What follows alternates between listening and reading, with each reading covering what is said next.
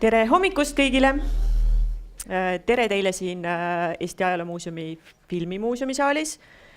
Tere kõigile Maarjamäe lossi Okase saalis ja tere kõigile, kes vaatavad meid veebiülekande vahendusel. Loodetavasti see ikka töötab. Lehvitage mulle, kui see töötab. Keegi ei lehvita.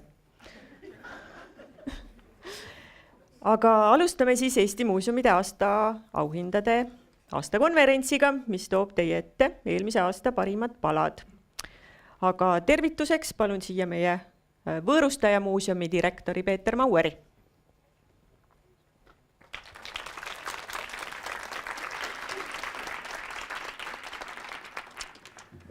Tere! Mul on hea meel teid tervitada siin Eesti Ajaloomuuseumi ühes Ilgebrändis ehk filmimuuseumis. Teid seal kaugemal lossis, kellel on hoopis ajaloolisemad tingimused. Vaatasin, täna on üllatuslikult juba 15. korda, kui Rott endale kodu otsib. Ma ei tea, palju teist mäletavad, esimene Rott tegi pesa Tartu mänguasjamuuseumis aastal 2004. Et asi on arenenud, asi on kasvanud. Hea meel on, et muuseum kui keskkond, muuseum kui tegevus, muuseum kui mõtlemine on heaks viljakaks pinnaseks, et need rotid ikka meil paljuneksid ja kasvaks see pere. Et soovin teile ilusat konverentsi. Ootame teid õhtul lustlikule peole, auhindade jagamisele. Et ilusat päeva teile. Ja järgmisena palun Anton Pärn, Kultuuriministeeriumi muuseuminõukogu esimees. Tere hommikust, head kolleegid siin ja sõbrad siin ja sealpool ekraani. Muuseuminõukogu nimel on mul väga hea meel tervitada teid kõiki. Peeter alustas juubeldamisega. Mina jätkan. 2009. aastal tegelikult see muuseumide pärjamine saigi sellise suure glamuurse gaalaga esimeseks aastaks, nii et meil on põhjust siis 10. korda sellises suures formaadis koos olla. Eelmine aasta oli ju väga eriline aasta, eriline juba kas või selle poolest, et tähistasime oma riigi 100. juubeliaastat ja tegelikult see kõik väga tugevasti kajastus ka meie muuseumide endi tegevustes. Me igal aastal näeme erilisust ja siin ei maksa häbeneda. Tegelikult neid märksõnu on nii palju, aga see tohutu sisu tootmine kõige paremas mõttes on mulle kindlasti üks selliseid märksõnu, mida ma sellest aastast kaasa võtan, aga me saame täna väga unikaalse läbilõike ja kuna meil on tõesti aeg loetud järgmistele 7 minutit, siis soovin teile äärmiselt huvitavat päeva ja et see ei raugeks enne hilisööd. Nüüd aga kinnitame rihmad. Just nii.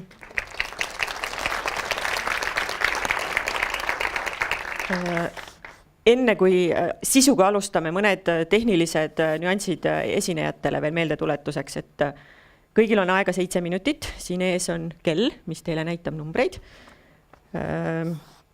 Palun väga ajast kinni pidada, sest muidu me ei jõua õhtul peole lihtsalt õigel ajal. Kes soovib peamikrofoni, palun eelneva ettekandja esinemise ajal käia sealt ülevalt tehniku juurest läbi ja küsida endale peamikrofon. Et kui te soovite olla puldi juures, siis on see ka täiesti lubatud, aga et siis palun rääkida hästi lähedale siia mikrofoni sisse, muidu ei kuule ülekande kuulajad meid. Ja päevakavast veel nii palju, et esimeses plokis on meil 4 kategooriat. Muuseumikogu arendaja, konserveerimistöö, kogukonnasõber ja muuseumihariduse edendaja ja siis on lõunapaus, mis serveeritakse siin samas filmimuuseumi kohvikus. Aga asumegi siis asja juurde ja esimene kategooria aasta muuseumikogu arendaja. Esimene nominent on Eesti Loodusmuuseum. Loodusmuuseumi geoloogiliste kogude korrastamine, liigume vanaaegkonnast 21. sajandisse. Palun.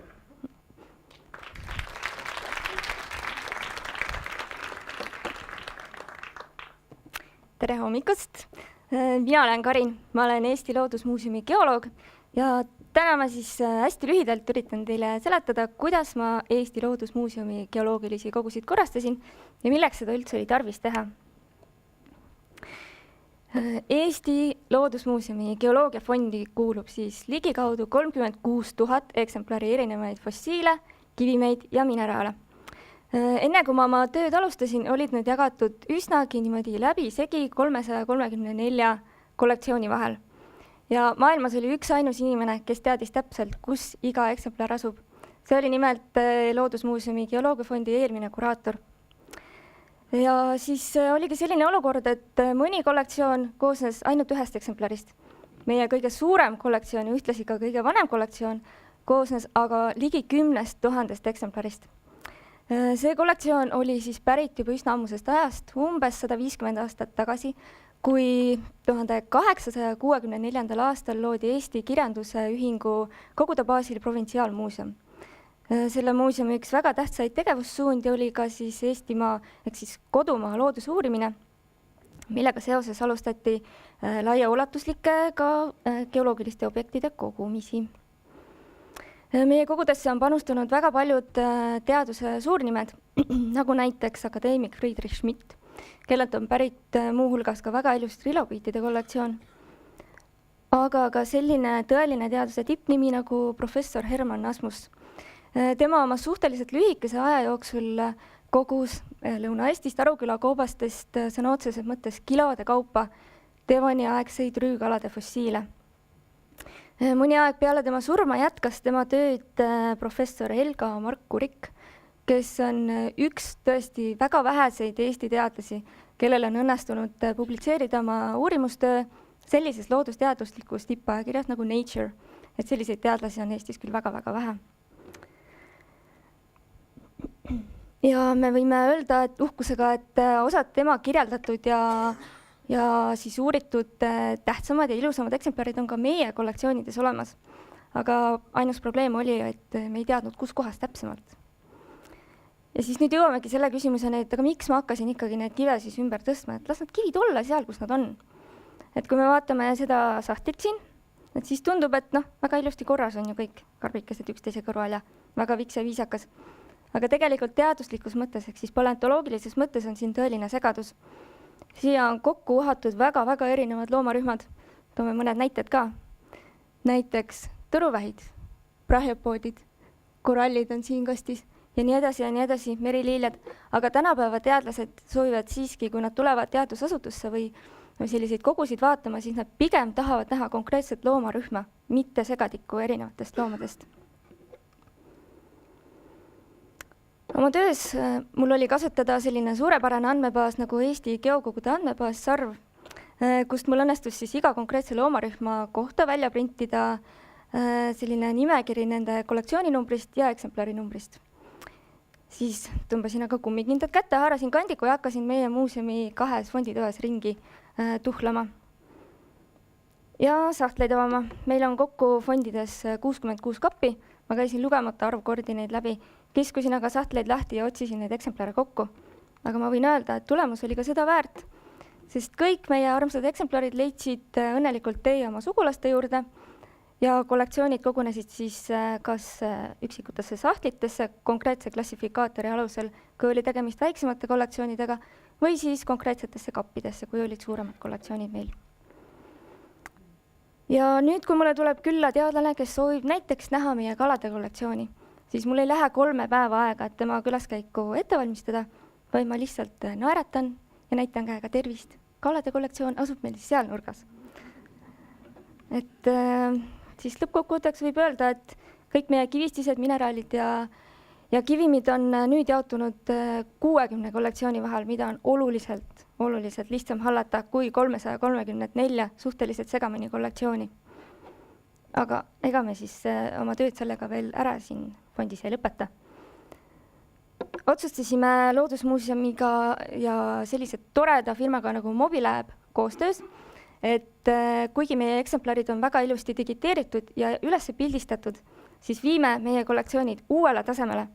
Sellepärast, et väga raske on tavainimesele selgeks teha, et see pisikene 15 centimeetri pikkune hall kärakas on kunagi olnud 16 meetri pikkune nautiloid. Ja seega me otsustasime, et äratame need kivistised ellu.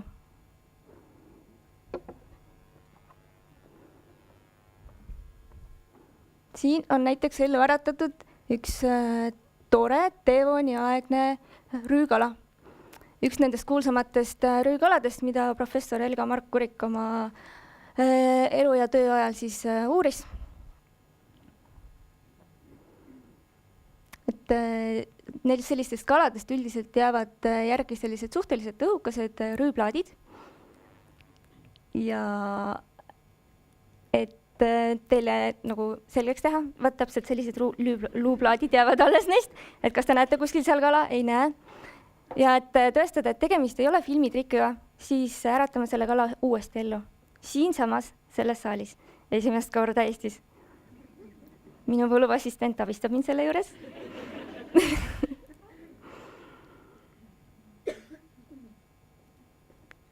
Nii, tegemist on päris eluga. Me ei tee siin mingeid trikke.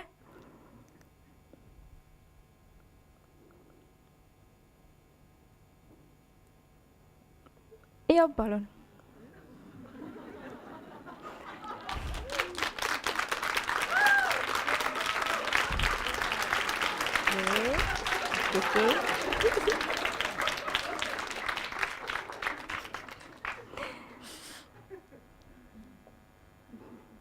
Kellel on et tundub hästi lõbus tegevuseks.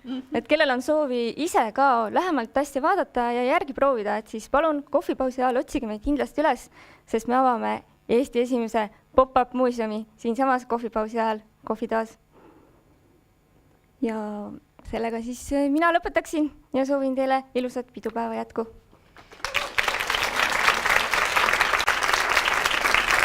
Aitäh! Suur tänu! Väike meene ja edu, hoiame pöidlad pihus. Õhtul selgub, kes võidab. Super, aitäh! Kala ka ära. Järgmisena palun siia Sihtasutus Eesti Maaelumuuseumid. Nende projekti teostaja oli Kaarel Vissel ja projekti nimetus on muuseumi kogusid avalikkusele tutvustav avatud fond Avasta ja imesta. Esimene ja teine etapp.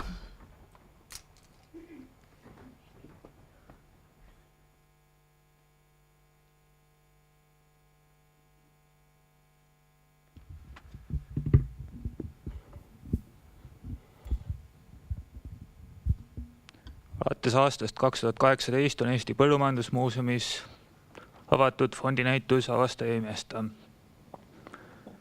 Selle eesmärgiks on tuua külastajatele ja uurijatele lähemale kogud, luua paremad võimalused haridusprogrammideks ja muuta lihtsamaks museaalide seisundi jälgimine.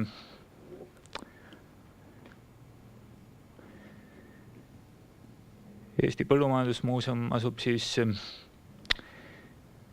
Tartumaal Ülenurmel ja siis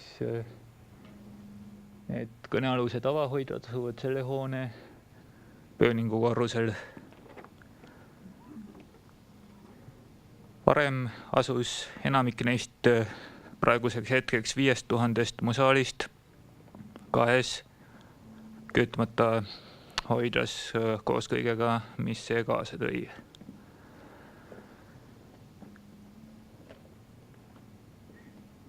Aastal 2011 kuni 2013 põhiliselt, veidi ka hiljem hoone renoveeriti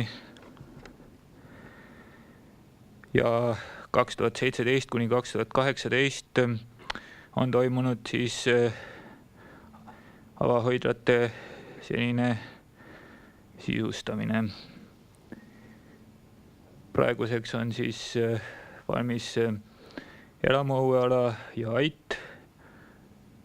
Tulemas on käesoleval aastal kliinik ja edaspidi sisustatakse näitustega ka silotornid. –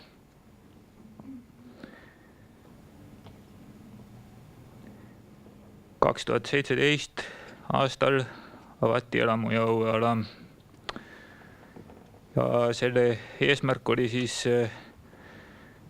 näidata, kuidas olid agrotehnilised muudatused ja poliitilised sündmused mõjutanud maarahva igapäevaelu.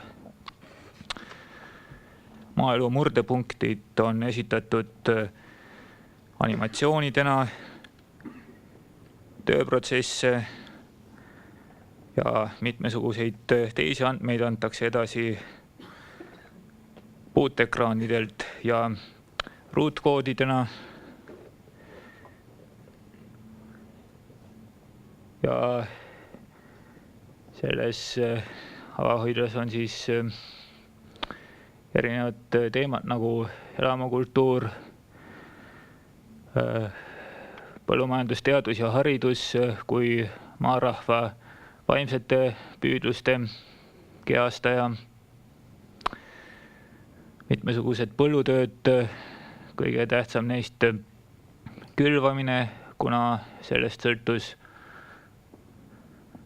maarahva elus kõige rohkem, see nõudis kõige rohkem teadmisi ja oskusi.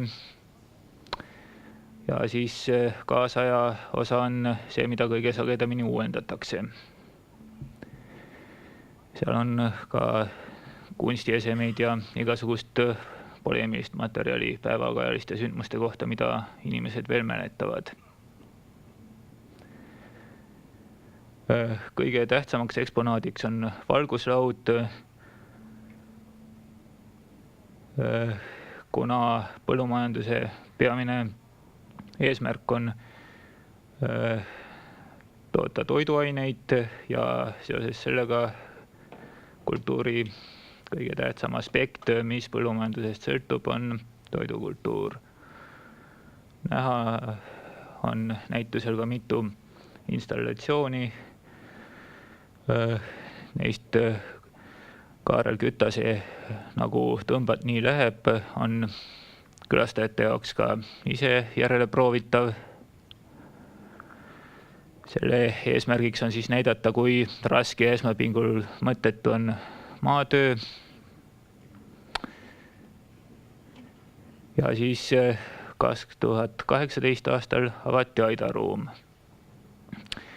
mis on mõeldud näitama siis 4000 musaali sellisena, nagu need suurema osa ajast muuseumis on. Ka see on jagatud teemade kaupa, aga nüüd lõpetuseks me näitaksime teile ühte animatsiooni maaelu ühe murdepunkti kohta.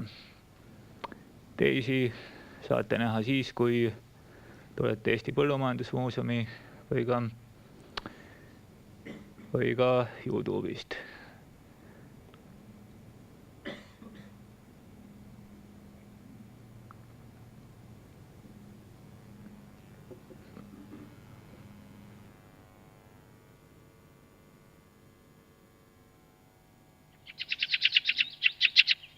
Nüüd keedame sellest kartohvlist viina. Mina viisin enda saagi pükste sees koju. Ei ole see kartohvel miski asi. Maitseb nagu kuiv naeris. Viimati on veel mürgine. Mina mõtlesin just, et prooviks sellega mõne aasta. Kartul kurnab maad, aga härra ostab seda viinavabriku jaoks ja loomadele. Saab vähemalt raha. Raha ja raha. Saksad teevad niimoodi tööd ainult odavamaks. Mina teeksin parem teotööd edasi. Voore on rohkem ja vooris käimise eest saab nüüd ka raha. Oh, neist mulle ka aitab. Mu onu saadeti oma pulmast voori. Ja nüüd ei sõltu me enam ainult trukist. Näljahädasid pole enam mitu aastat olnud. Eks need näljahädad on ka jumalalt pattude eest. Rahvas läheb lihtsalt veel rohkem haisku.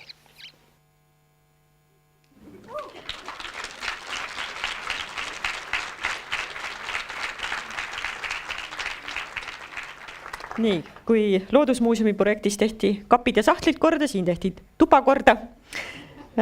Siis järgmine on see, et põhimõtteliselt tehti pilti siis.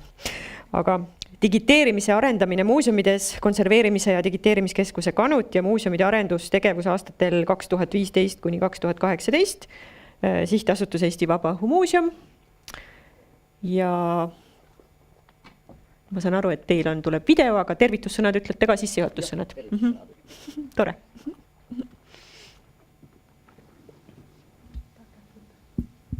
Konserveerimise digiteerimiskeskus Kanut tervitab siis kõiki Eesti muuseume põhjas, lõunas ja läänes ja oleme ette valmistanud teile siis esitluse.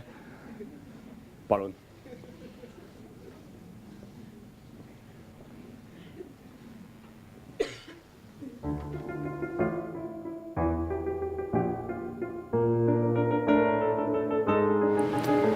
Muuseumide infosüsteemiga on praeguseks liitunud 60 muuseumi. 2018. aasta seisuga on andmebaasi lisatud 3,35 miljonit museaali kirjeldust. Sealhulgas on lisatud 1,32 miljonit digitaalset kujutist.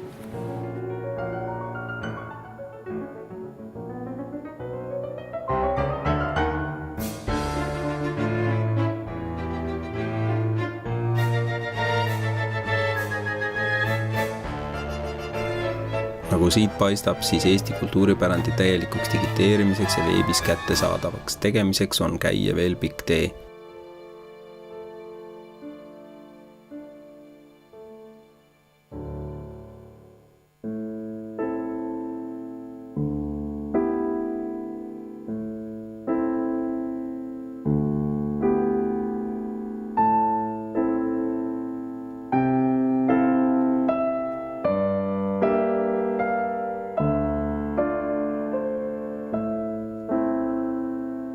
Aastate jooksul muuseumi infosüsteemi laetud piltide hulgas on häid näiteid ka selle kohta, millised tagatiskoopiad ja digikujutised olla ei tohiks.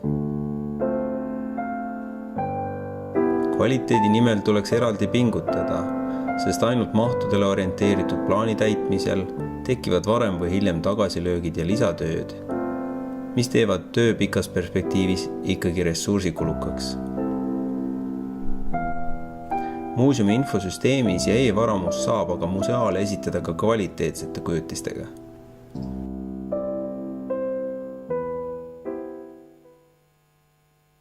Võttes aluseks seniseid digiteerimise praktikaid, sai arendustööde eesmärgiks ajavahemikul 2015 kuni 2018 tõsta ja ühtlustada digiteerimise taset muuseumides ning luua selleks vajalikud digiteerimise juhendid.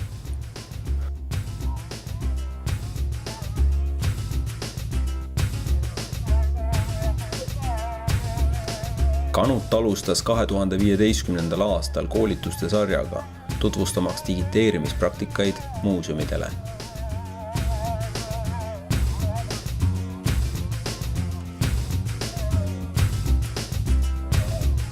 Koostöös ministeeriumiga korraldati teabepäev 12. mail 2015. Läbivaks teemaks oli tutvustada digiteeritud kultuuripärandi esitlemise põhimõtteid muuseumide infosüsteemis.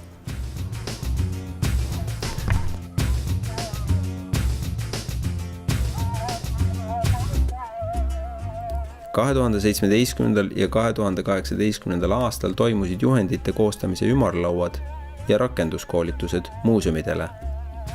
Museaalide digiteerimise juhendeid tutvustati ka konverentsidel.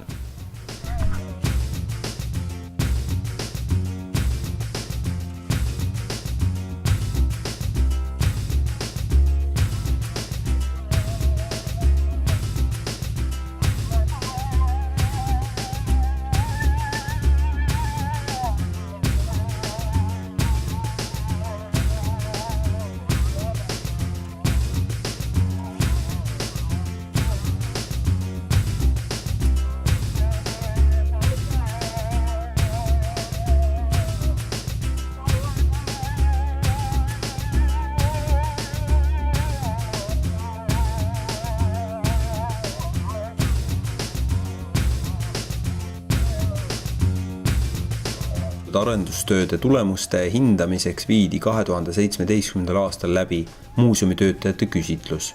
küsimustik museaalide digiteerimise juhendi kohta. Vastas 26 muuseumi.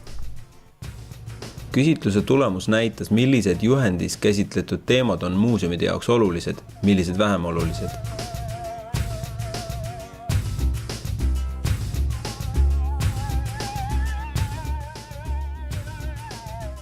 Koostatud juhendid parandavad digiteerimise alast teadlikkust, parandavad digiteerimise kvaliteeti ja on uute digiteerimistehnikate ja praktikate omandamisel väärtuslikeks abilisteks. Valminud digiteerimisjuhendid on koostatud nii, et kasutajad saavad teemade kaupa jälgida ja järgida kogu digiteerimise protsessi ja sellega seotud vajalikke aspekte. Ka nende juhendite kasutamise käigus võib inimestel tekkida küsimusi ja seetõttu on kavandatud koostöös Kultuuriministeeriumiga lähitulevikus ja ka pikemas perspektiivis juhenditeemalisi koolitusi. Juhendite üheks väärtuseks on ka see, et nendest saab leida vajalikke viiteid allikatele ja parimatele digiteerimispraktikatele.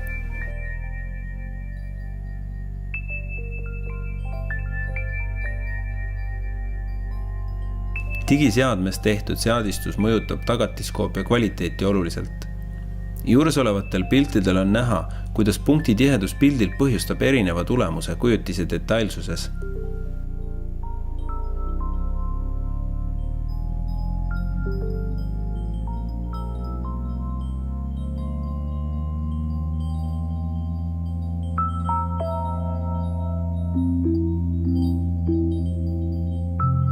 Kõrge resolutsiooniga ja õige valguse ja teravusega pildifailid on alati rikkalikud ja informatiivsed ka detailide osas.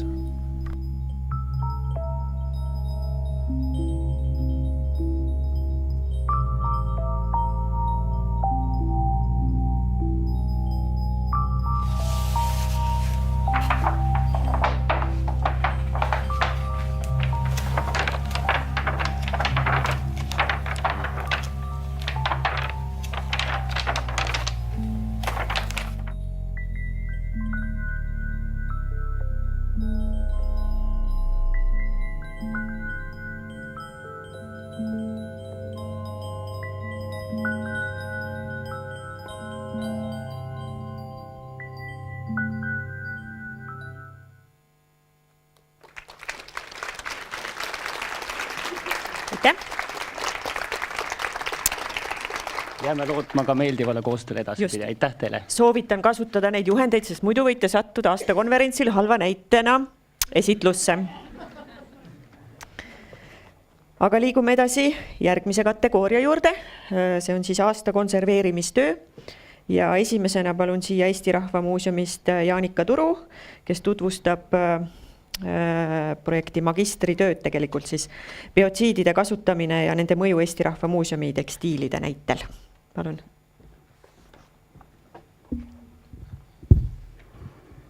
Tere!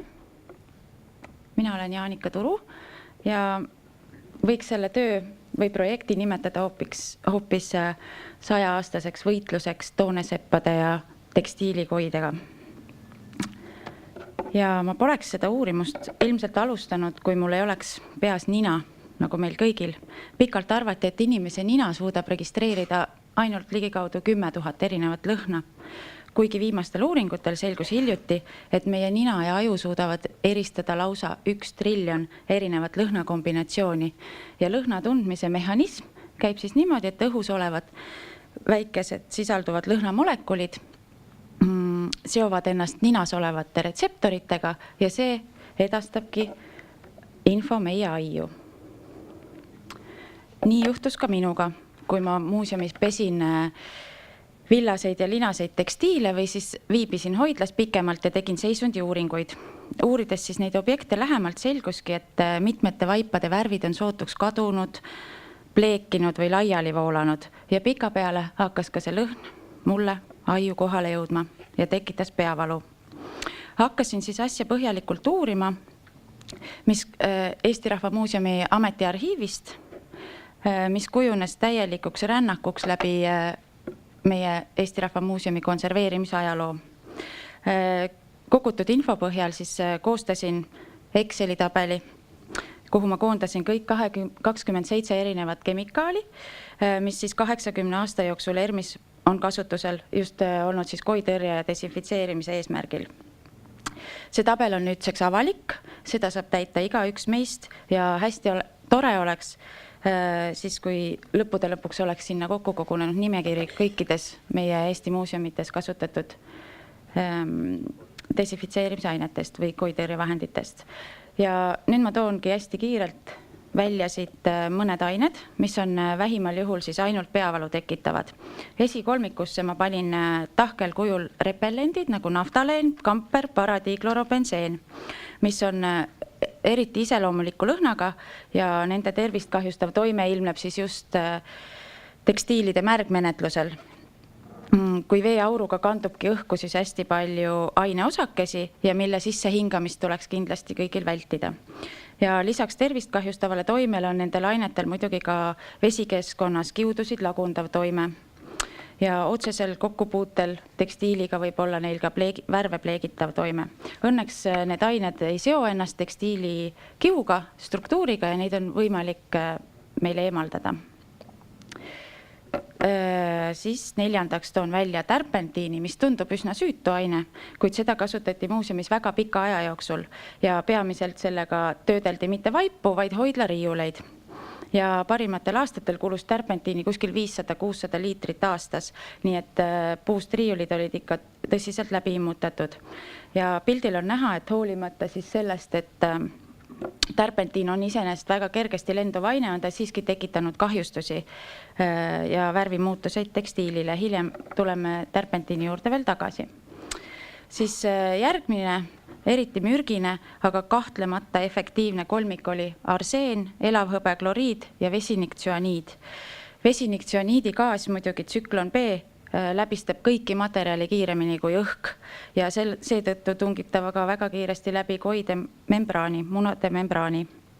Ja nende ainete kasutamine jääb küll õnneks kuskil 60 aasta taha, kuid need võivad olla ladestunud näiteks karusnahksete esemete vahele ja siis osutavad kõige suuremat ohtu meile just nahaga kokkupuutel.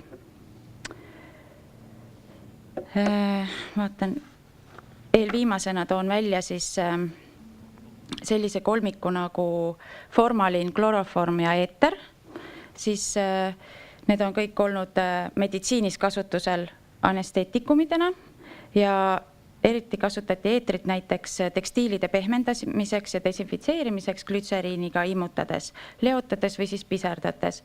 Ja nendel ainetel on hiljem välja tulnud, et nendel on kumulatiivne toksilisus meie tervisele, inimese tervisele, nii et need ained on tänapäeval ei kasutata enam. Ja viimase kolmikuna tooksin ma välja siis fenool, ksüleen ja tümool.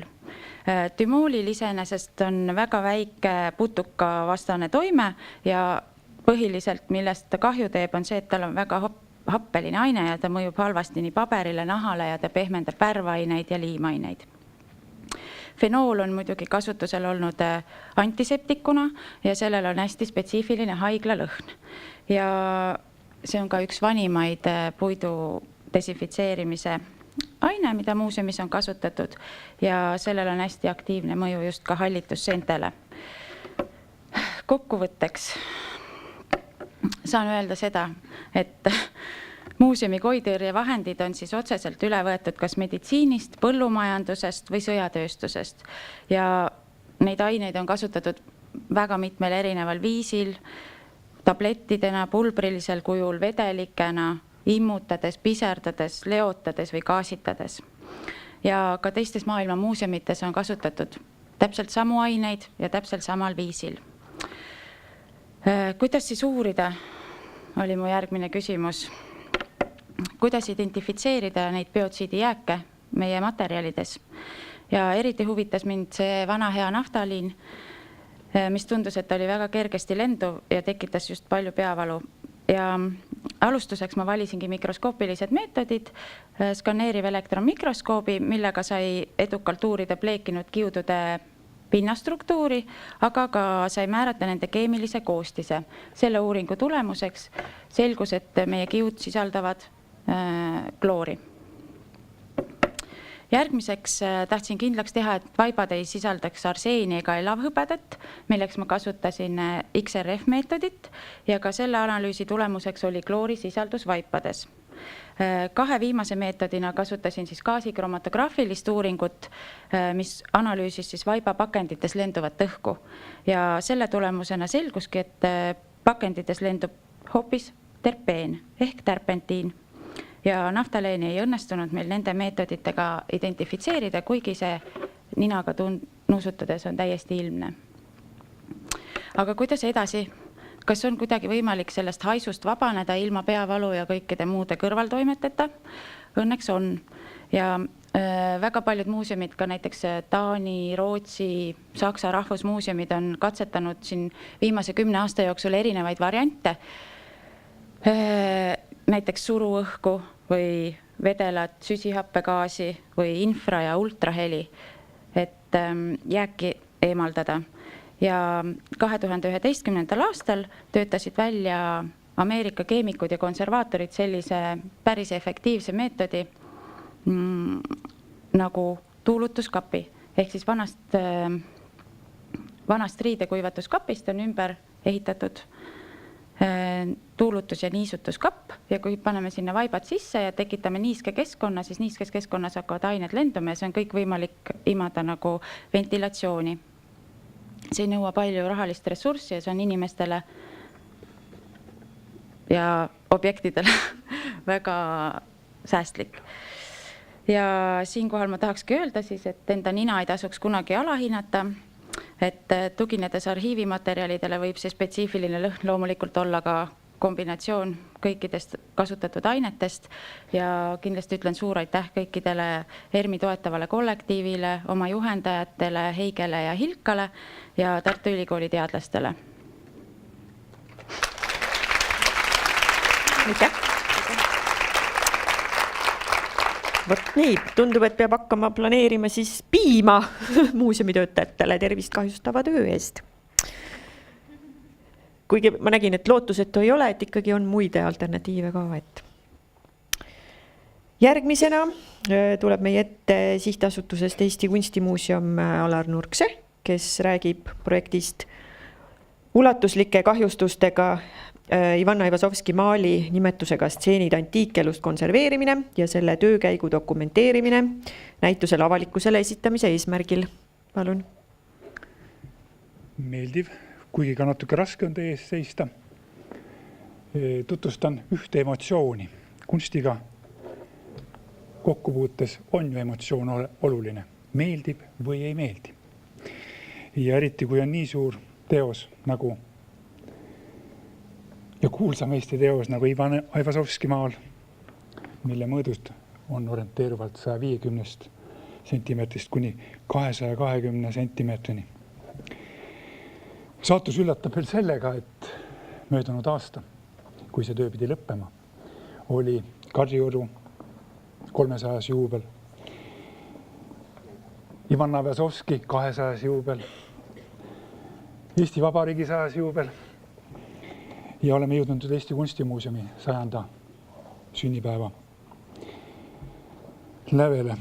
Mina olen ka 30 aastat muuseumis töötanud, aga mis juubel see nüüd on? Ja eks jälle seesamane emotsioon. Esimene kokkupuude selle maaliga oli natuke sosistades kolleegidelt kui salakaubaga. Ehk maal rulli keeratuna, kokku murtuna ja mis kõik veel seal juures oli siis Kunstimuuseumi fondi algselt laua alla lükatud, kuna ta oli nii halvas olukorras. Ja foonil siis niimoodi sosinal kõlas, et see on kontrabanda. Kes slaavi või vene keelt teab, kontrabanda on salakaup. Salakaubaga oli tegelenud siis üks punt meremehi ja asjatundjaid. Isegi võib nimed ära nimetada, kuna õnnestus kätte saada selle kriminaalasja niisugune 70-leheküljeline toimik. Ja 83. aastast alates oli siis nende meeste poolt suurel hulgal nii vene kui ka Eestimaalt pärit kunstnikke nagu Fabergé ja Kleever teoseid läände vahendatud suhteliselt soodsa hinnaga. No näiteks seesamane Aivazovski Suur Meremaal oli 15 000 rubla eest. Selle eest taotleti osta taskuraadioid, käekelli ja nii edasi. Uskumatu.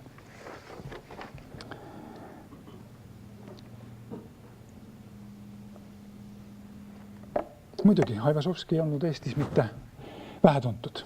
Ütleks, et tuntud. Ka kunstimuuseumis oli maal, ka selle maaliga olin ma kokku puutunud 82. aastal, restaureerides just nimelt esimese maalina selle kunstimuuseumi kollektsioonist.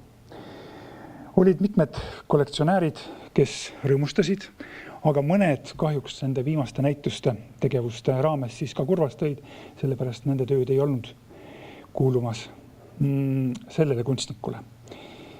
Ja võimaldas selle kindlaks teha rida uuringuid. Alumises reas näete 3 teost nii erakogudest kui ka Teatri- ja muusikamuuseumist, väike fotomaal, mis on nüüd maailma avalikkuse ette toodud kui kunstnik Aivazovski loomingu näited ja nad asuvad Eestis kindlates kohtades. Maal tema säilimisega oli, nagu ma nimetasin, rullis pakitud palgina transpordiks laeva, kaetud erinevate kleibistega ja ega muidugi nii hästi näha ei olnud, mis seal kleibiste all oli, kas Aivazovski kunstnikuna oma loomingu pintslitöö näitena või midagi muud. Seetõttu ka uuringud olid kindlas plaanis selle maaliga tegelemisel. Paberkleibised tasapisi sai eemaldatud, maal sirutatud 10 erinevate protseduuride järel ja hetkel võiks öelda, et läks suhteliselt hästi. Maal on sirge ja vaadeldav juba praegu teisel näitusel. Aga siiski, õudust, jälle emotsioon. Salakaup on alati rõõmustav kedagi. Mind selle maali seisund muidugi ei rõõmustanud mitte millestki. Need kahjustused olid ühed keerukamad, sest põletusjäljed, erinevad kihistused ja kaod olid sügavad, väga ebameeldivad konservaatori manuaalsetele tööprotsessidele ja nõudlikud.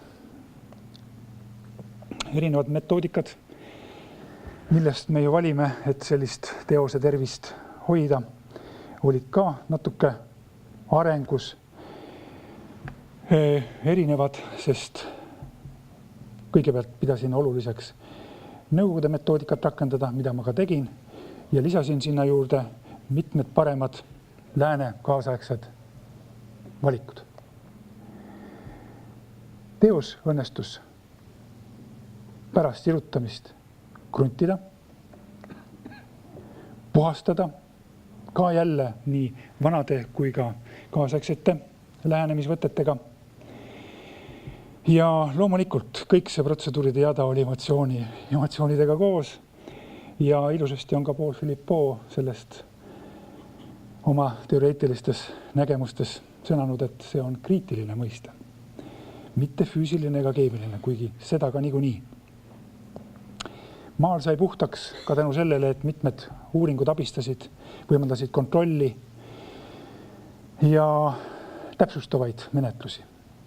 Nende käigus selgus ka kunstniku käekiri. Ehk see, mis niisuguse kunsti puhul on olulisem, kuidas kunstnik on mõelnud, et sellist kompositsiooni vaataja ette välja käia. Alusjoonistus sellel maalil oli otsiv, mõnulev. Sealt oli kasutanud ka joonlauda, mille jäljed on kõik näha ilusasti, selgelt ja mõnikord isegi rõhutatult. Pärast kadude toneeringuid ei hakka neid hulki värve, neid polnud muidugi kilogrammides, need olid akvarellvärvid ja firma Kamblini tooted kokku lugema. Jälle üks emotsioon, sest see töö pole veel praeguseks lõpetatud. Ta laagerdub uuel näitusel ja saab viimistletud, kui ta naaseb kodumuuseumi ekspositsiooni. Nii see on. Vesuv päädis käesolevaks ajaks legendiga. Purske tagajärjel olevat hukkunud palju inimesi, kellest alles viimastel aastatel toodi esile ühe inimese ehk Pliniuse emotsionaalne roll, kes päästis ära, olevat päästnud ära palju tolle piirkonna elanikke ja hukkus selles. Kaasaegne teave võimaldab seda öelda, et see hukkumine oli hoopis ootamatus kohas. Ehk ta läks vanni, pesema ennast puhtaks. Ja siis selle viimase purske tuhk ja kõik muu, mis ülevalt sadas talle hoonele kaela, hukutas ta. Kas see vaade on konkreetselt Napoli serva pealt või milliselt saarelt, seda muidugi tuleb minna ise kontrollima ja ehk õnnestub seda ka teha. Tänan tähelepanu eest, tänan perekonda, kes kannatas minu lainemurrud piltlikult öeldes välja ja kolleege, kes abistasid, eriti Aleksandra Murre, tema toetuse eest ja näitustel saate vaadata seda tööd ehk teise pilguga. Tänan! Suur tänu! Tänan! Väga hea näide sellest, et muuseumi töö on väga emotsionaalne. Aga ei liigu veel edasi järgmise kategooria juurde. Jääme veel konserveerimistöösse. Okupatsioonide ja Vabaduse muuseum Vabamu ja nende projekt on siis 44. aasta põgenikepaadi konserveerimine ja eksponeerimine Okupatsioonide ja Vabaduse muuseumi Vabamu uuel püsinäitusel. Palun. Eespool paistsid tumedad tormipilved. Selja tagant kuulsime valja pauke ja plahvatusi. Torm tõstis tuult ning meie kohal hakkasid lendlema vahutordid. Paat aina kerkis ja vajus, tohututel lainetel. Olin valmis haarama vanema jalast või mantlist, et oleksime koos, kui üle parda kukkume. Läks pimedaks. Peagi olime kõik märjad. Mina istusin kummuli pööratud poti peal. Mu jalad olid külmas vees ja vesi loksus aina ülespoole. See on 1/10 000 mälukillust, mis vaatab tagasi 44. aasta traagilistele sündmustele, nagu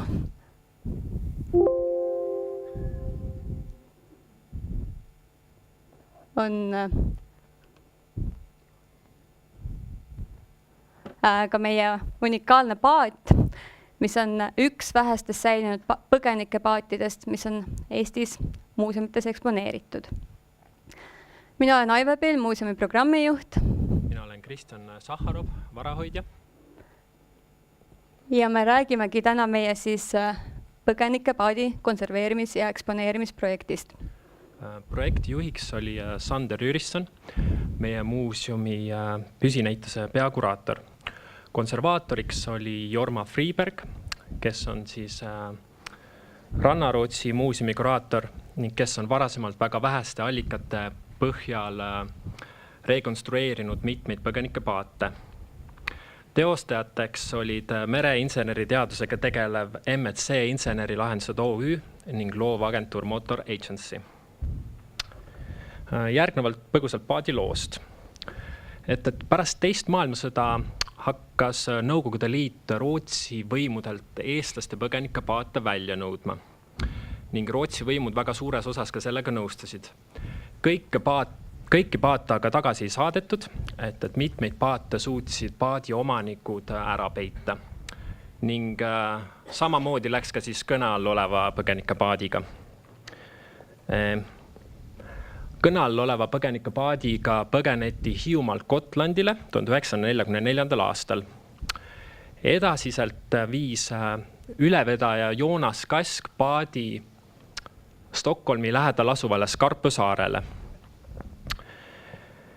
kus see siis jäi ühe eestlasest taluomaniku kätte ja ta jäi kätte ja ta oli seal peidus. Ning 50ndate keskel ostis üks rootslane selle tema käest ära, aga juba mõned aastad hiljem, 50ndate lõpus ta tõi paadi maale ning jättis siis katte alla. Ning see paat oli umbes pool sajandit siis tema käes, kuni siis 2003. aastani, mil ta kinkis selle paadi okupatsioonide muuseumile. Ja 2017, kui meie muuseumi uuendusplaanid olid täies oos, oli meie siis esimene selline konserveerimisele saadetav ese just paat. Ja konservaator tuli talle siis muuseumisse järgi, nagu näha on paati seal toestamas. Samamoodi siis pinnati paat Järelhaagisele ja sõit Haapsalu poole võis alata. Ja esialgsed vaatlused tehtud, saime ka siis tagasiside konservaatorilt, et kõige nõrgemad või kõige halvemas olukorras olid just siis paadi tagaosas olevad täävid ja kiil, kus siis poldid olid nii puitu paisutanud kui ka seal lõhestanud seda. Need poldid tuli välja vahetada ja puitu siis ka tagasi muljuda tema endisesse olekusse. Kuna meie muuseumis olles juba oli paadil puudu ka osad siis listud, siis need asendati ja järgmise sammuna võttis siis konservaator ette ka siis tegelikult ühe kõige suurema töö võib-olla oli siis paadi ülemise serva täielik väljavahetamine, kuna see oli täiesti tolmuks muutunud see puit seal, nii et see tuli siis plommida ja põhimõtteliselt uuesti üles ehitada. Et mina, kes igapäevaselt paadiga ka töötan või sealt mööda käin, tegelikult seda üldse tähele ei panegi, et see asi on seal muutunud, et kui ei teaks, siis vaataks, et paat on tegelikult samas seisus, nagu ta meie juurest ära läks, mis ongi tegelikult konserveerimise eesmärgiks.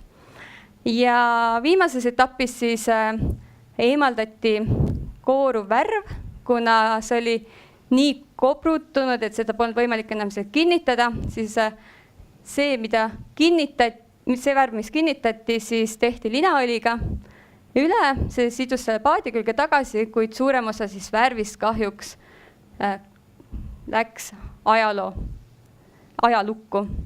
Ja kui linaõliga ka paati üle tehti, siis paadi värvus tegelikult ka grammi võrra siis muutus tumedamaks.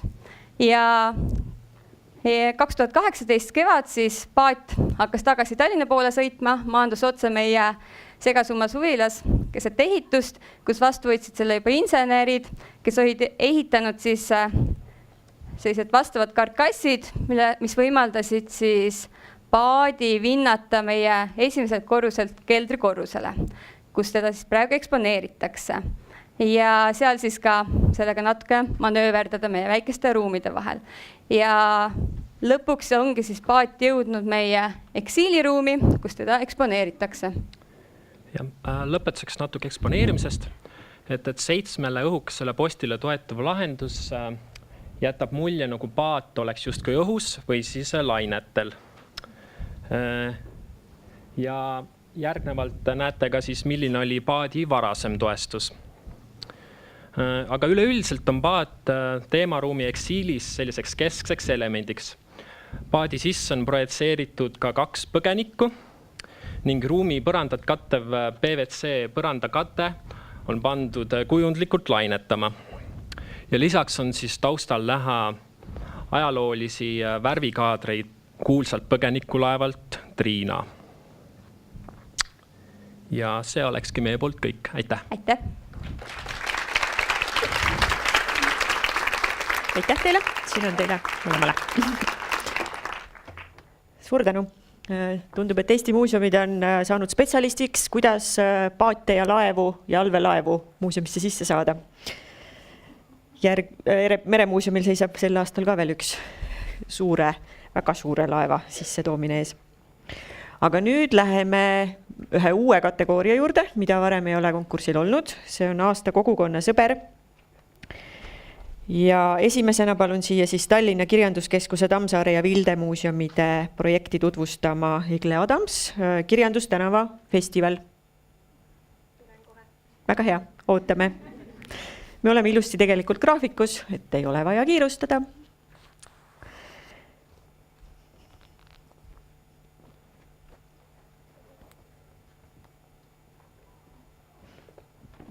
Palun.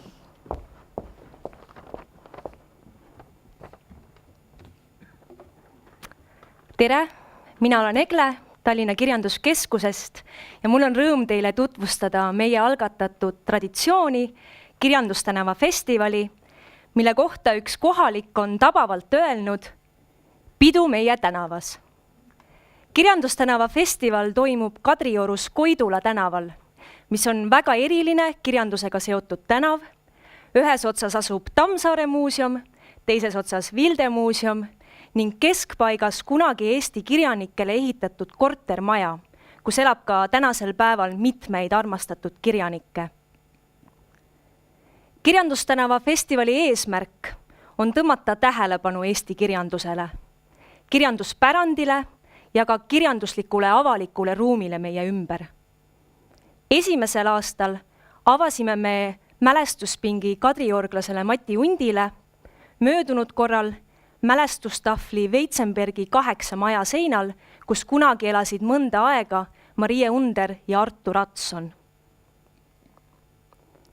2018. aasta festivalil toimus kokku üle 60 kirjandusega seotud sündmuse. Me toome kokku 2 kogukonda, kohaliku kogukonna ja kirjanduse ning võib öelda, et kultuurikogukonna üldisemalt. Näiteks Jaak Lõhmus tõi välja, et tema jaoks oli festivali kõige positiivsem elamus see, et ta nägi igal sammul tuttavaid, keda polnud võib-olla ammu kohanud, kellega polnud ammu saanud juttu vesta.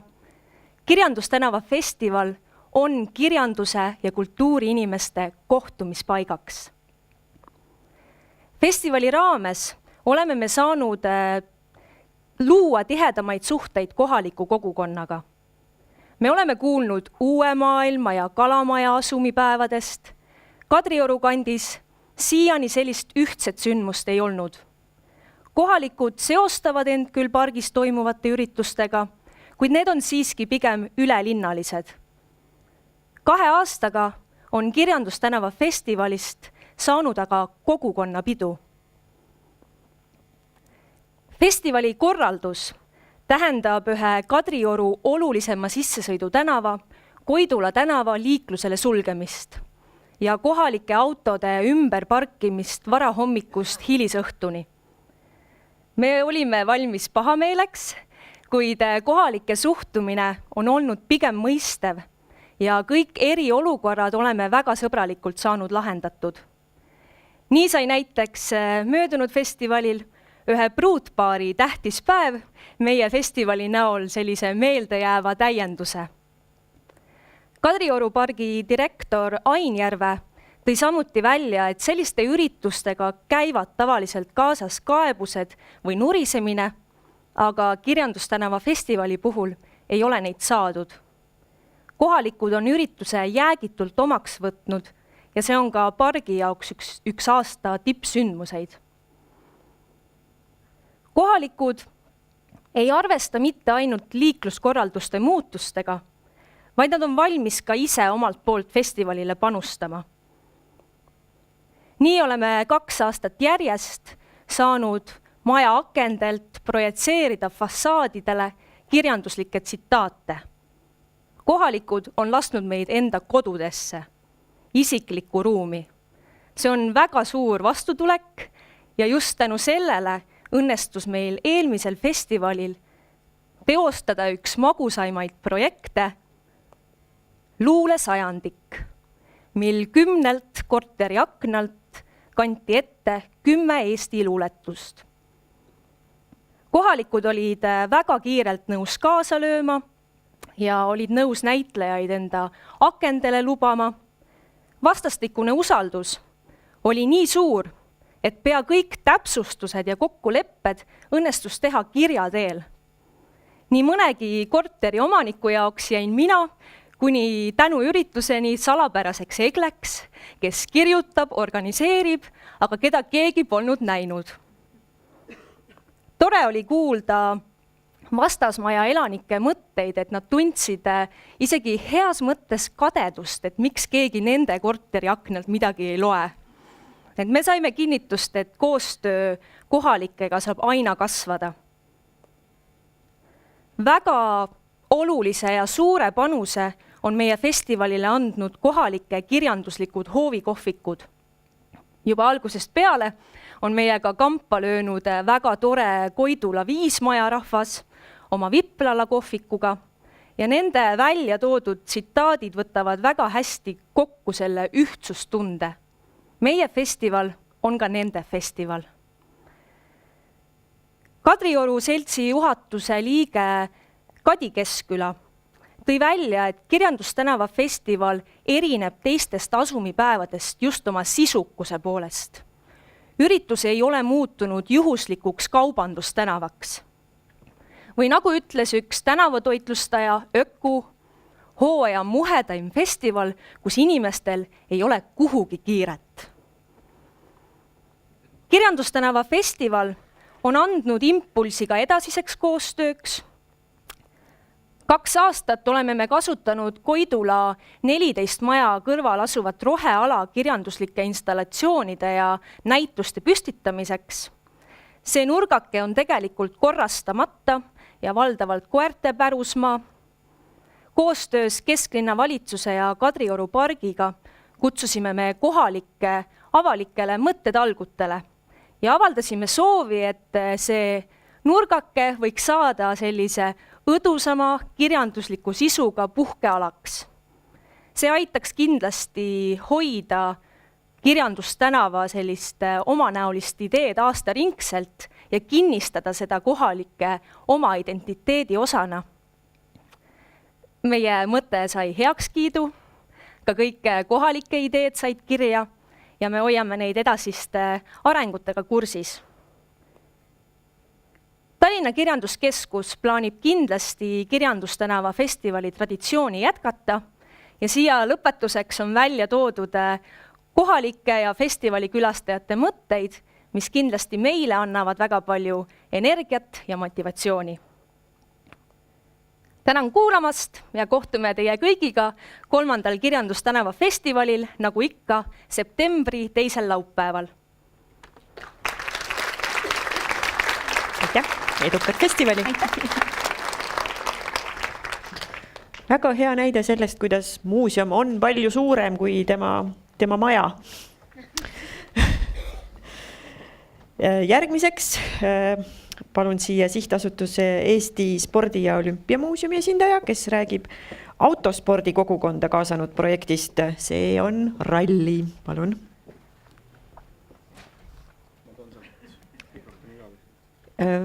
Vist oleks kasulik, jah?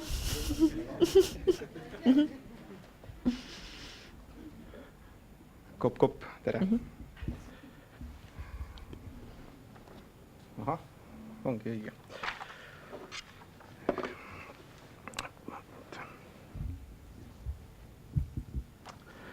Tervist, hea muuseumirahvas. Nüüd räägime rallist. Ralli kogukond kogu oma vahvuse juures on pisut suletud ring. Päris täpselt ei ole teada, kas siin on süüdi pikad garaažitunnid või midagi muud, aga ega me neist ülearu palju ju ei tea.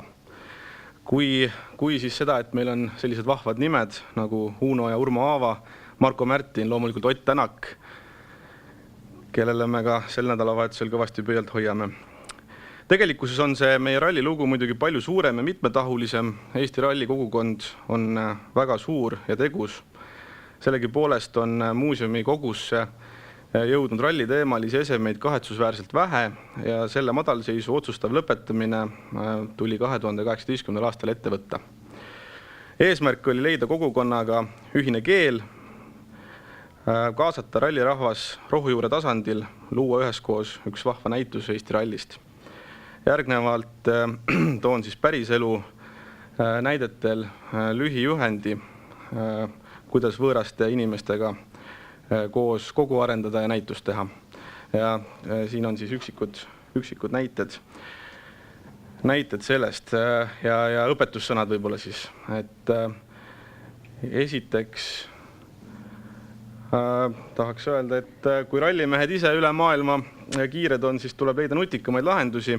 Kui tarvis, tuleb sõna otseses mõttes telefoniraamat lahti teha, otsida üles kõik Tänaku ja Järveoja nimelised isikud, helistada nad läbi ja kui sul veab, siis selgub, et üks kõne vastuvõtjatest võiks olla näiteks Martin Järveoja isa, kes juhuslikult on ka Elva vallavanem, ülisõbralik inimene ja valmis kohe meiega koos kõike lahedat ette võtma.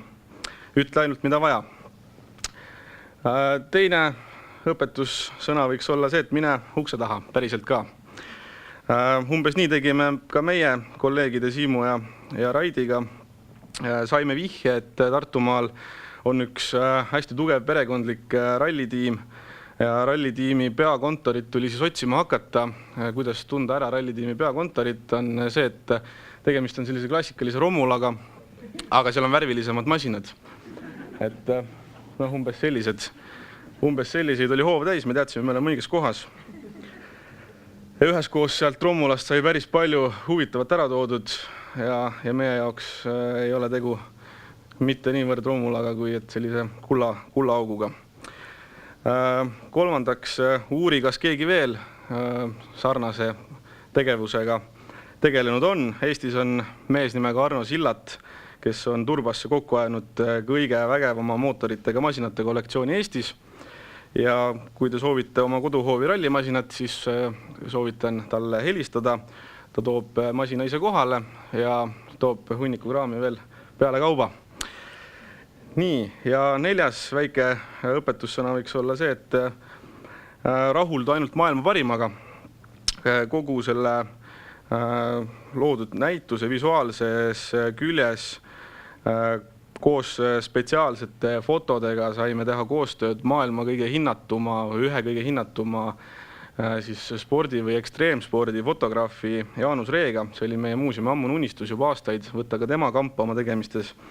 Ja Jaanus kuuldas, et nüüd läheb näituse tegemiseks, kogus punti sõbrad kokku, käis välismaal mitteolemise päevadel abiks meile ehitamas. Et sellel vasakpoolsel pildil siis näetegi, et mees on võtnud kätte ja pannud fotograafi maha, fotoaparaadi maha. Ametit vist maha ei pannud veel selle peale. Ja koos Jaanusega hakkas meil see jää ükskord siis sulama selle ralli kogukonna seas. Ja lõpuks oli tegelikult väga vähe neid rallifunktsionäre Eestis, kes moel või teisel näitusele kätt külge ei pannud. Kuni tegelikult autoralli maailmameistri soomlase Ari Vadanenini välja. Seal hulgas oli eraisikuid, rallisõitjaid, meeskonnad, sealhulgas Toyota rallimeeskond, kelle juurde me läksime Rally Estonia ajal kiiruskatse lõppu, kus kruviti kohe autol ratas maha, öeldi, võtke see ratas. Tahate autogramme ka? Ott pani banaani kõrvale, andis autogrammi ja töö jätkus. See näitas, et sellist kaasamist tegelikult on üsna pikalt juba oodatud. Ja see näitas, et kõik on võimalik, kui panustada esimese hooga kontaktide loomisse, sõprussuhete loomisse ja alles seejärel hakata abi küsima.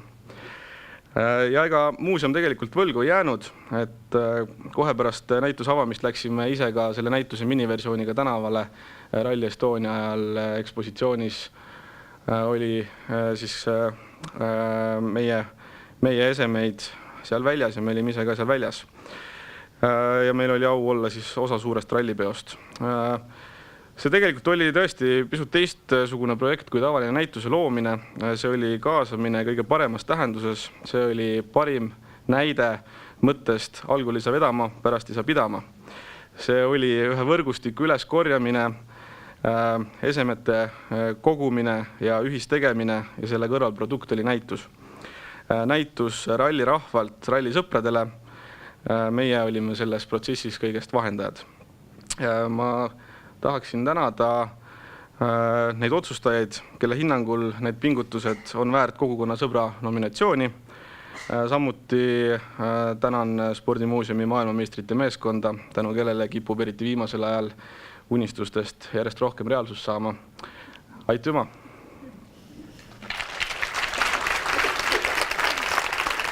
Aitäh! Ma annaks meene ka kaasa. Edu! Aitäh!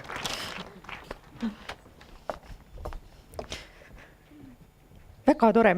Kui seni oli, ütleks, ma olen vist erapoolikaga ja varem oli minu lemmikkategooria konservaatori kategooriaga, nüüd vist peab kogukonna sõbrale üle minema, et see on väga hea valik see kategooria meile siia tuua. Ja selle lõpetab Valga muuseum, Säde aiapidu ja ettekande teeb Marju Rebane. Palun.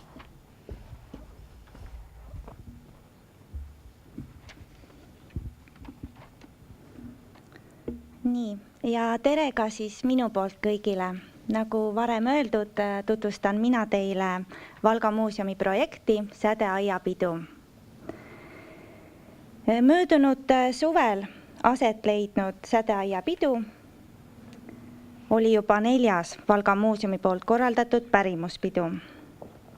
Ja varasemalt on läbi viidud meie poolt siis 2 suvel rahvarõiva tuulutamise ja käsitöömeistrite päeva, endise direktori Andres Ratassepa eestvedamisel ja 2017. aastal oli minu esimeseks projektiks muuseumi uue töötajana Eesti pulm. Ja möödunud suvel siis korraldasime Sädeaiapeo.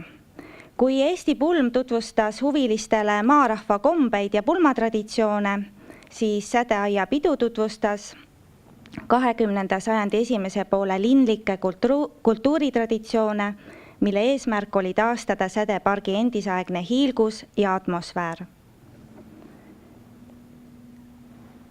Sellest imeilusast päevast Valga sädepargis on valminud ka video, mida me kõik nüüd üheskoos vaatama hakkame. Ürituste video on üks osa meie turundusplaanist ja selle video on meile koostanud Timo Arbeiter. Palun video.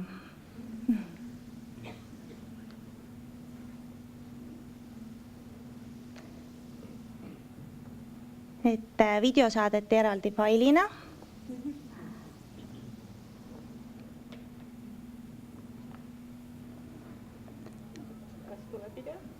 Videot kahjuks meile ei ole laekunud. Väga kurb.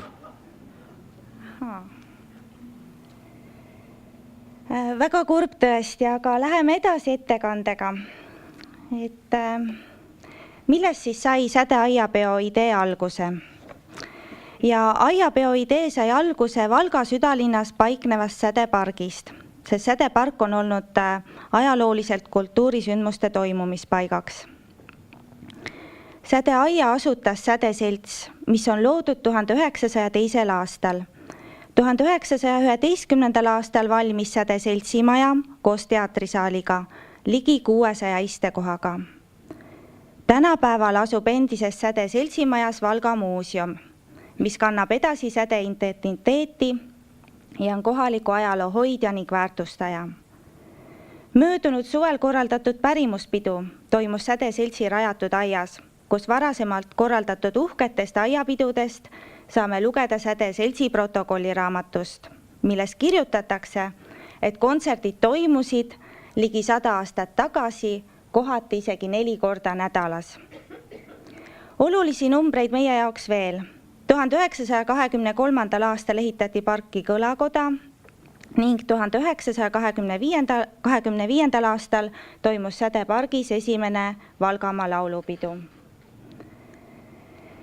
Ettevalmistused Sädeaiapeoks algasid 2017. aasta detsembris. Töötubadega kogukonnale alustasime kevadel ja projekt koosnes kokku siis 10 loengust ja töötoast. Teadmisi ning oskusi sai näiteks sellest, kuidas ajastutruult riietuda, käituda või tantsida. Või siis toimusid näiteks üldharivad ettekanded, andes laiemaid teadmisi 100 aasta tagusest eluolust kui ka spetsiifilisemalt Sädeaia teatri tegevusest. Kõige populaarsemaks huviliste arvu poolest osutus Säde teatri mälestuste õhtu koos Ants Veesaarega. Sädeaiapeole 7. juulil tuldi kogu perega, sest tegevusi jagus kõigile. Aiapeo peojuht oli Peeter Kaljumäe, kes tutvustas esinemiskava vaheaegadel Sädeaia ajalugu. Esinejate valikul arvestasime seda, kes võiksid sobida ajastu hõnguga, kuid samal ajal ei olnud me liiga rangelt ajalistes piirides. Me soovisime pakkuda mitmekülgset publikut kõnetavaid etteasteid. Kohal olid näiteks puhkpillimängijad Pärnu Jaagupi pasunakoorist, estraaditrupp Tõrva Tilgad, akrobaat Vello Vaher, maadlejad Valga spordiklubist, esines laulja Voldemar Kuslap, kohalikud ansamblid ja koor ning õhtu lõpetas minu lemmik tšellokvartett Sea-Jam. Esinemistega laval paralleelselt toimus pargis palju teisi tegevusi. Ja samuti pargitegevustega arvestasime siis erinevate vanuserühmade huve. Huvilised said tutvuda Säde kõlakoja ja Hella Vooljoki näitusega. Pargis toimus tsirkuse kool Vello Vaheri juhendamisel, kabe- ja maleturniir, töötoad, maadlussõu, sõita sai poniga, kohal oli päevapiltnik ja kostüümilaenutus. Lisaks sellele sai osaleda heategevusloteriis, kus iga loos võitis. Selle loterii kokkupanemisega alustasime me juba ka samuti kevadel, kus iga kogukonna liige sai loteriisse annetusi anda. Ja ning saadud loterii tuluga avati siis 22. augustil Valga Raekoja ees esimesest Eesti soost linnapea Johannes Märtsoni auks mälestuspink. Heategevusega tegelesid ka väikesed muuseumisõbrad huviringist, kes annetasid oma küpsetistelt saadud tulu Valga loomade varjupaigale. Sädeaia peost võttis osa üle 600 inimese. Ettevalmistavatel töötubadel osales üle 150 huvilise. Meie Sädeaia peo meeskonnas oli ligi 50 vabatahtlikku. Pean ütlema, et oli väga südant soojendav näha külastajaid vastavas ajariietuses peole saabumas. Sädepark on Valga kogukonnale suure väärtusega. Sädeaiapidu on algatanud diskussiooni selle üle, et Sädepark tuleks korrastada ja rekonstrueerida. Lisaks on paljud inimesed avaldanud arvamust, et pargis tuleks taastada ajalooline kõlakoda. Suur tunnustus Valga muuseumi töötajate jaoks on ka see, et kohalikud inimesed ja Sädeaiapeo koostööpartnerid tunnevad juba suurt huvi Valga muuseumi järgmise pärimuspeo vastu ning on valmis selle korraldamiseks omalt poolt panustama. Ühistegevus liidab kogukonda. Me teame, et muuseumi kogud moodustavad muuseumi südame. Igal kogul, esemel või objektil on rääkida oma lugu. Valga muuseum säilitab ja kogub Valgamaaga seotud esemeid ja ajalugu. Ning kindlasti see on üks põhjus, miks me oleme kogukonna südames. Muuseum on meie ühistegevus. Kuid loomulikult ei koosne ükski muuseum ainult objektidest, vaid siin on ka inimesed, kes loovad neist objektidest huvitavat, kaasakiskuvat ja meelelahutust pakkuvat informatsiooni. Valga muuseumis on tänase seisuga 6 töötajat. Meil on väike, kuid väga tubli kollektiiv. Ning ilma suurepärase Säde meeskonnata oleks möödunud suve Sädeaiapidu olnud keeruline korraldada. Meie Sädeaiapeo korraldamisele aitasid kaasa kogukonna liikmed, nagu ma ka juba varem ütlesin, kohalikud organisatsioonid ja ettevõtjad. Meie suurim rahaline toetaja oli Valga vald. Tihedalt tegime koostööd Tiina Täteriga MTÜ-st Segakoor Rõõm. Tegemist on kohaliku kooriga, kes lisaks koorilaulu harrastamisele lööb kaasa paljudes projektides ja arendab seeläbi piirkonna kultuurielu. Koostööpartneritest tooksin veel välja Tiina Saarmani, Tiina Loomemajast ja Ivar Mõttuse MTÜ-st Muuseumisõprade selts. Minu eriline tänu aga läheb Valga muuseumi direktorile, kes minu ideedega alati kaasa tuleb, ja Valga muuseumi kollektiivile. Ma tänan teid kuulamast ja olete oodatud kõik meie järgmisele pärimuspeole Liivimaa maapäevale 13. juulil. Mul on väga kahju, et seda videot ei olnud, et ma vaatan korra sinna üles, et võib-olla ikka leiti see video. Et võib-olla saame lõpus vaadata seda. Et see oleks minu poolt praegu kõik. aitäh! Aga vaatame selle video ära siia.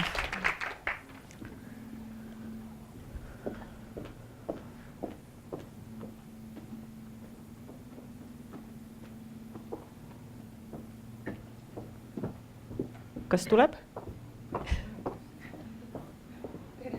Tere!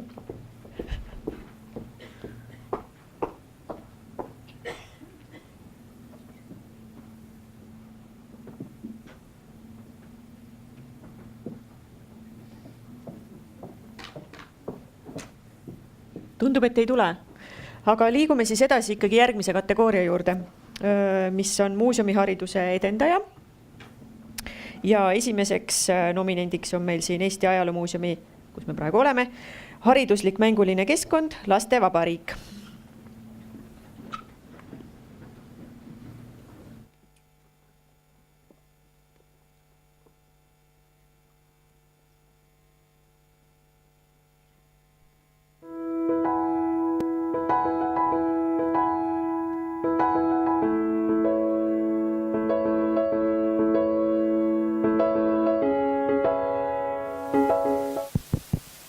Töötab.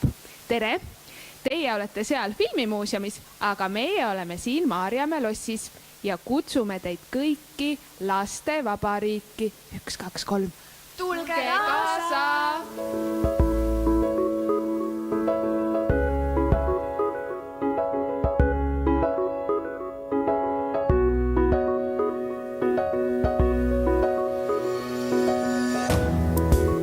Laste Vabariik. Hariduslik mänguline keskkond, mis on valminud koostöös laste endiga. Aga see ei ole ainult koht lastele, vaid tegelikult on see tervele perele. See koht räägib riigist, see räägib ühiskonnast. Me oleme võtnud aluseks Eesti riigi ja teinud sellest fantaasiaküllase maailma, kus saab otsida küsimustele vastuseid ja mille põhitööks ja tegevuseks on mäng.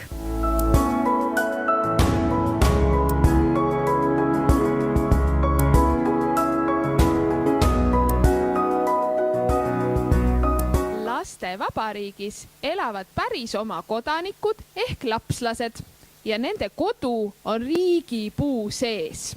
Ka riigipuu ise räägib riigi lugusid, seletab lahti, kuidas üks riik töötab.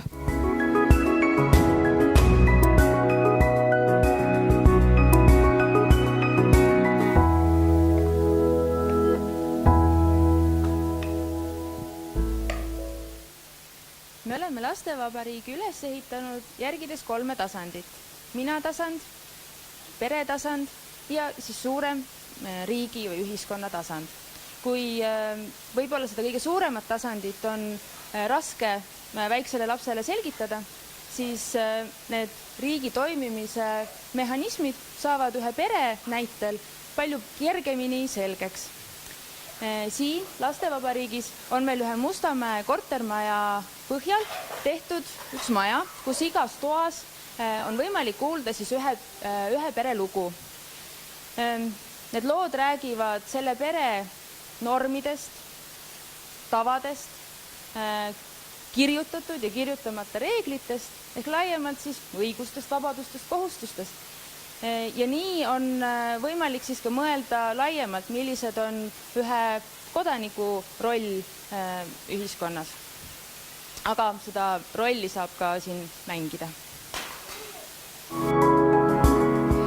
Laste Vabariik on nagu päris riik. Siin on ka omad seadused, mille välja pakuvad lapsed ise. Tänane seadus on palju kallistusi kõigile. Sireli, kuidas sa arvad, kas see võiks olla hea seadus? Ma arvan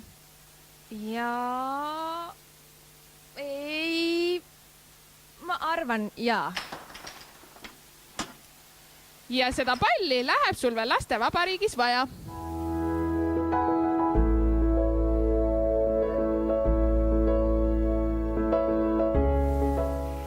Need siin on Laste Vabariigi endised presidendid. Aga iga laps saab ka ise Laste Vabariigis presidendiks hakata. Laste Vabariigis saab ise presidenti valida. Meil ongi hetkel käimas presidendi valimised. Lähme ka hääletama.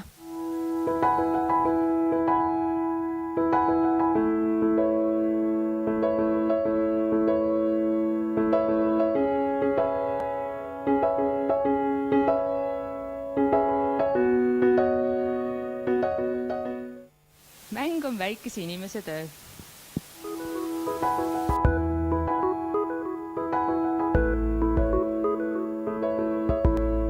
Mina tahaksin, et lastevabariik oleks kuningriik, ehk siin ei oleks ühtegi täiskasvanut. Välja!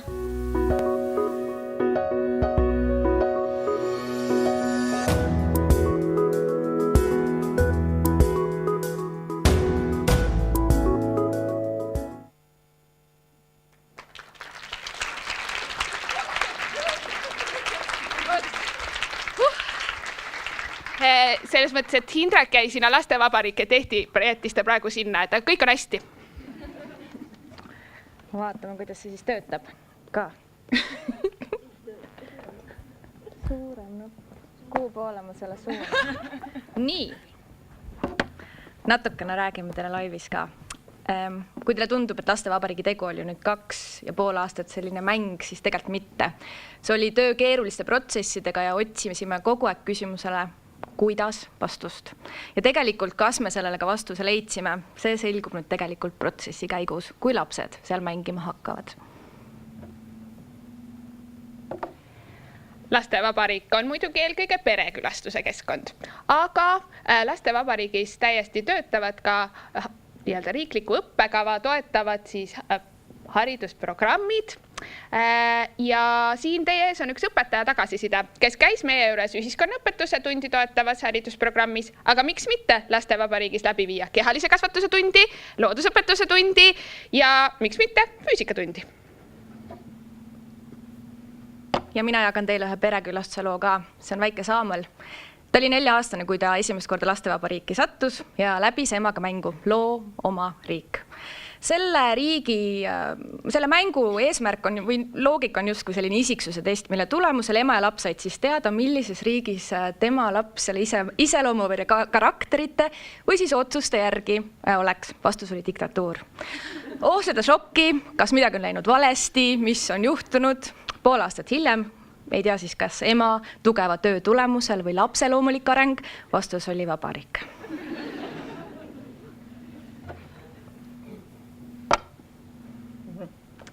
Ja nii nagu iga riigi ülesehitamiseks ja riigi töös hoidmiseks on vaja palju inimesi, nii ka lastevabariigi jaoks. Ja siinkohal tahaks välja tuua konsultandid, kelle kaudu erinevad õpetajad, ka lasteaiakasvatajad, kelle kaudu me siis testisime ja küsisime nõu ka lastelt endilt. Millises ruumis või milliseid teemasid nad siis tahaksid lastevabariigis näha ja ka kuidas mõned tegelased või mingisugused mõtted, mis meil on siis pähe tulnud, kuidas need siis lastele tunduvad. Ja veel tahaksin rõhutada Kristina Torti, kes lastevabariigi tegelastele andis näo ja kirjanik Wimbergi, kes neile tegelastele siis ka tegelikult selle hääle juurde lõi. Aitäh! Aitäh! Siin on teile kõigile.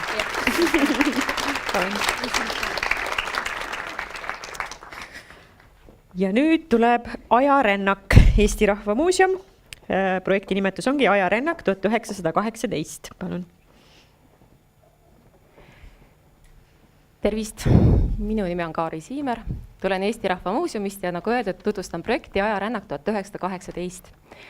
Puldis olen küll mina, aga tegelikult selle projekti vedamisega nägid koos minuga vaeva või rõõmu minu väga hea kolleeg Eesti Rahva Muuseumis Saale Randaru ja teiseks ka tegutsev ajalooõpetaja, üks ajalooõpetaja muuseumi projekti juures on alati suurepärane asi. Tegutsev ajalooõpetaja Eesti ajaloo ühiskonnaõpetuse seltsist Pille Rohtla. Nii et see au siin seista on tegelikult jagatud meie kõigi vahel. Antud projekt. Projektil oli tegelikult siis 2 eesmärki. ühelt poolt tutvustada ajarännakut kui efektiivset aktiivõppemeetodit ja teisalt mängida osalejatega läbi üks võimalik versioon ühest olulisest ajaloolisest päevast, mis siis sel korral kokkuleppeliselt 24. veebruar 1918. Ajarännaku meetod on iseenesest välja töötatud 1980. aastatel Rootsis Kalmari maakonnamuuseumis kohaliku ajaloo ja kultuuripärandi õpetamiseks ning mõtestamiseks. Ja selle meetod, mis siis teeb selle eriliseks? Ajarännaku käigus rännatakse ajas mõtteliselt tagasi ühte kokku lepitud kuupäeva. Ja samas ka kokku lepitud ajaloolisesse kohta ja mängitakse siis rollimängude elementidega läbi üks ajalooline lugu. See lugu on eelnevalt stsenaariumis kirja pandud. Iga osaleja võtab ajarännakus endale oma rolli. Ta võtab endale uue nime, mõtleb välja, kes ta sellel päeval on, mis on selle inimese taust. Aga tegelikult see, kuidas selle ajarännaku päev sellel konkreetsel päeval, see stsenaarium, kuidas see kulgeb, seda teavad vaid põhistsenaariumi vedajad. Aga meie siis mängisime läbi 24. veebruari 1918. Miks see päev? Et see oli siis päev, mil Tallinnas loeti esmakordselt avalikult ette manifest kõigile Eestimaa rahvastele. Ja mõtlesime, et tore oleks teada seda olukorda või et õpilased saaksid mõelda, kuidas see teadmine Eesti iseseisvuse väljakuulutamiseks, kuidas selles üldse teada saadi, millised olid emotsioonid ja mida siis koha peal, väikestes kohtades, suuremates kohtades, mida siis arvati või mõeldi. Me leidsime, et nende arutelude ja kogemuste läbi mõistame nii meie kui need õpilased paremini seda sündmust ning riikliku iseseisvuse tähtsust minevikus ja ka tänapäeval. Ajarännak 1918 sai toimuma siis rahvusvahelise projekti Heritage Bridge raames, kus siis Eesti, Soome, Läti ja Leedu muuseumitöötajad tähistasid selle projektiga tegelikult igaüks siis oma kodumaa 100. sünnipäeva. Ja see toimus 7. veebruaril 2018 algusega kell 10 üle kogu Eesti.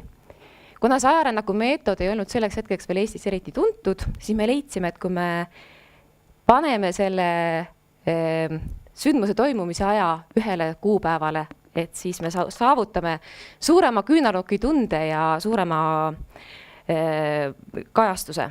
Ja tuleb tunnistada, et see meil ka täitsa õnnestus. Osales 46 kooli ja 8 muuseumi organisatsiooni üle kogu Eesti ja meie enda üllatuseks osales siis üle 8400 õpilase selles ajarännakus. Eestvedajateks, nagu öeldud, Eesti Rahva Muuseum ja Eesti Ajaloo ja Ühiskonnaõpetuse Selts. Ja lisaks me pidasime seda ikkagi kingituseks meie poolt Eesti Vabariigile. Et leidsime, et Eesti Vabariigi 100. sünnipäeva eel oleks selle päeva läbimängimine ning mõtestamine vajalik nii õpilastele, õpetajatele kui ka muuseumitöötajatele. Ja lisaks oligi tegelikult väga suur rõõm, et väga paljud koolid tähistasidki selle ajarännakuga oma kooli sees seda Eesti Vabariigi aastapäeva. Nii, mida me siis selleks tegime, et see toimuma saaks? Tegelikult eeltööd kestsid kuni rännakuni jõudmiseni peaaegu 2 aastat. Levitasime infot ajalooõpetajate ja ka teiste aineõpetajate seas. Käisime koha peal koolides nõustamas, eriti tubli selles oli Pille, tuleb jällegi öelda. Ja siis 2017 oli see suur koolituste aasta, selles suhtes, et me teadsime, et kui inimesed ei tea mitte midagi ja meie juba siiski teame, et siis selleks, et oma sõna levitada, me peame inimesi koolitama. 4 koolituspäeva, et esimese koolituspäeval rääkisime üldse ajarännaku meetodist ja tegime näidis ajarännaku aastasse 1518. Seejärel kirjutasime koos üldstsenaariumi sellele 1918. aasta ajarännakule. Õpetajatega koos arutasime läbi, mis see võiks olla ja kuidas see päev võiks kulgeda, et oleks jälle kõigile natuke tugevam tunne. Seejärel loengupäev, et milline on siis ikkagi tegelikult selle päeva ajalooline taust, poliitika, haridus ja koolielu ja lisaks loomulikult mood. Sest selleks, et teha rollimängu ja et see päev tekitaks sellise mõnusa õhina, ma arvan, alati on toredam, kui sa oled vastavalt riides või vähemalt aksessuaarid. Ja kui koolimaja on ehitud nii, nagu see võis olla aastal 1918. Ja ma arvan, et väga hea töövahend oli ka loomulikult selline kinnine Facebooki grupp Ajarännak, kus me siis vahetasime infot, materjale, kõike muud. See grupp on jätkuvalt aktiivne, kel huvi, palun liituge. See projekt võeti väga hästi siis koolides vastu. Rõõm oli see, et väga paljudes koolides tehti selle ajastu kohaseid siis uurimus- ja loovtöid ja neist võib-olla kõige väljapaistma oli siis Väike-Maarja gümnaasiumi 11. klassi õpilane ja Nelle Lauks loovtöö, mis siis saavutas ajalooalaste uurimistööde vabariiklikul võistlusel gümnaasiumi loovtööde kategoorias suisa esimese koha. Aga koha peal siis uuriti seda, et kuidas siis Ajarännak või 1918. aasta 24. veebruar teadmine iseseisvuses koha peale jõudis, mida rääkisid ajalehed, kuidas kogukond tundis, millised olid väljapaistvamad inimesed nendes koha peal. Nii, koha peal Heimtalis, meie viisime oma Ajarännaku läbi siis Heimtalis, meie külalisteks olid Audentes erakooli õpilased ja siin te näete ka lühikese sellise, kuidas siis meil see Ajarännak kulges. Kõigepealt läksime rolli sisse, kuna 24. veebruar oli pühapäevane päev, siis lapsed kogunesid pühapäeva kooli, tuli kohale järsku siis meie kooliõpetaja Julius Köster, kes oli käinud Heimtali lähistel Sinialliku jaamas toomas materjale ja kuulnud, et Tallinnas on manifest ette loetud. Ja tema seejärel, kui tema siis manifesti ette luges, siis nii-öelda kohalikud inimesed, kes seal koha peal olid tulnud, lisaks pühapäeva kooli õpilastele, hakkasid omavahel arutama, mida see uudis neile tähendab. Et 3 erinevat maailmavaadet, siis, kes veeti siis nii-öelda põhirollide poolt, olid siis tasakaalukas isamaalane vallakirjutaja Andres Saal. Siis uuendusihaluses sotsialist Sauniku Lesk Alma Vasar, kes pole mitte millegiga rahul. Ja siis üks väike alalhoidlik pessimist, kuid siiski selline jõuline talunaine Kadri Ilves. Ja kui kõik need arutelud olid läbi ja tegelikult me olime jõudnud ühisele arusaamale, et iseseisev Eesti on see kõige ilusam asi, mis meiega juhtuda saab, siis kutsus Köster meid kõiki pidulikule lõunale. See oli meie päev, paljudes koolides umbes sama stsenaarium, aga et paljudes koolides järgnes ikka siis need koolipäev samas võtmes. Nii, ja siis õpetate mõned näited, et mis nemad oma koolides tegid. Oluline siis see, et tegelikult mis Ajarännaku jooksul teha sai, väga paljud õppeained olid lõimitud, eesti keel, ajalugu, kunst, käsitöö, tehnoloogia, infotehnoloogia, kehaline kasvatus. Ja tagasiside on olnud äärmiselt positiivne, niivõrd positiivne, et sel aastal kutsume me kõiki koole, muuseume, organisatsioone osalema Ajarannakul aastasse 1869, sest 150 aastat üldlaulupeost on peagi, esimest üldlaulupeost on peaaegu see juubel kätte jõudmas. Ajarännaku grupp on jätkuvalt aktiivne, osalege, liituge, tulge meiega sinna aastasse. Ja kui nüüd tohiks lõpetuseks paluda Rakvere gümnaasiumi sellist toredat meeleolu videot siia. Minu video peaks olema olemas.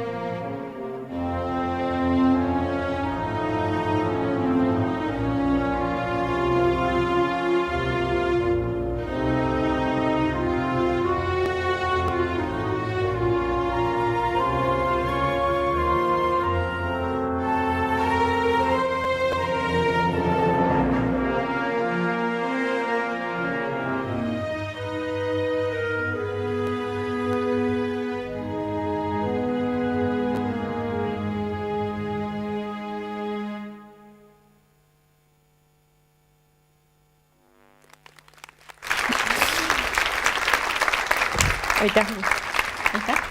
väga dramaatiline.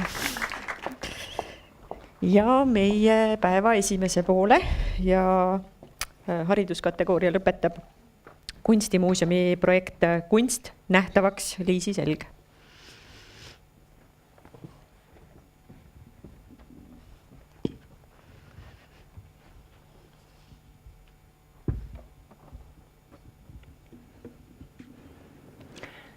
Tere kõigile saalis viibijatele ja neile, kes on ekraani taga. Ning suur tänu žüriile, et mul on au siin teie ees olla täna. Minu nimi on Liisi Selg ja mina töötan Eesti Kunstimuuseumis Adamson-Eeriku muuseumi haridustöö kuraatorina. Tutvustan teile projekti Kunst nähtavaks, mis sai loodud pimedatele ja vaegnägijatest külastajatele meie majas. Ja nagu igas projektis on vastuolusid ja väljakutseid, nii oli ka meil. Ja võib-olla kõige suurem väljakutse ongi kohe ka meie projekti pealkirjas kajastatud, et kuidas siis ikkagi muuta nähtavaks see, mida inimene ei näe, kui ta tuleb kunstimuuseumisse. Ja nagu siin ka eelpool kõnelejad rääkisid, et meil on väga hea haistmismeel, aga meil on ka olemas kuulmis- ja kompimismeel ja need saidki siis kasutusele võetud, et muuta katsutavaks ja kuulatavaks kunstiteosed. Ligi 90% informatsioonist saame me nägemismeele kaudu ja ma arvan, et igapäevaselt me isegi ei mõtle sellele, kui heas positsioonis me oleme. Teine pähkel täiesti üllatuslikult oli kunstnik Adamson-Eeriku enda looming. Ja seda me saime teada siis, kui meie kirjeldustõlk asus tööle. Kirjeldustõlk on vist ka siin saalis, et ma usun, ta nõustub minuga. Et Adamson-Eerik ei ole mitte lihtne kunstnik kirjeldada, sest ta ei ole väga selline põneva võib-olla süžeega ja väga realistlik. Et tal on palju kujundimängu, palju abstraktseid kompositsioone, hästi palju värvinüansse, mida kirjeldada. Ja seda edasi anda sõnades ei olnud just kõige lihtsam. Ning nagu meie kiuste, Adamson-Eerik ei teinud ka ühtegi skulptuuri.